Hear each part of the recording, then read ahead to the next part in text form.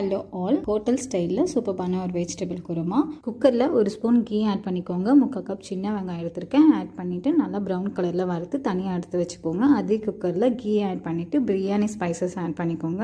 1/2 spoon சோம்பு add பண்ணிக்கோங்க. ஒரு பெரிய வெங்காயம் கட் பண்ணி ஆட் பண்ணிவிட்டு 1 ஸ்பூன் இஞ்சி பூண்டு பேஸ்ட் போட்டு நல்லா வதக்கிக்கோங்க. ஒரு பெரிய தக்காளி கட் பண்ணி ஆட் பண்ணிவிட்டு நல்லா வதக்கிட்டு வெஜிடபிள்ஸ் கட் பண்ணி ஆட் பண்ணிக்கோங்க. வெஜிடபிள்ஸ் லைட்டாக வதங்கினதும் 1/4 ஸ்பூன் மஞ்சத்தூள், 1/2 ஸ்பூன் பிரியாணி மசாலா, 1/2 ஸ்பூன் குழம்பு மிளகாய் தூள், தயிர் 1 ஸ்பூன், ஒரு டம்ளர் தண்ணி ஊற்றி நல்லா மிக்ஸ் பண்ணி கொதிக்க விட்டுருங்க ஒரு 5 மினிட்ஸ்க்கு. மிக்ஸி ஜாரில் ஒரு துண்டு பட்டை, ஒரு கைப்பிடி தேங்காய், 1/4 ஸ்பூன் சோம்பு, 1/2 ஸ்பூன் கசகசா, சின்ன வெங்காயம் வதக்கி வச்சதை ஆட் பண்ணி நல்லா ஒரு ஃபைன் பேஸ்ட்டாக எடுத்துக்கோங்க. குழம்பு கொதிச்சோடனையும் அதை ஆட் பண்ணிக்கோங்க.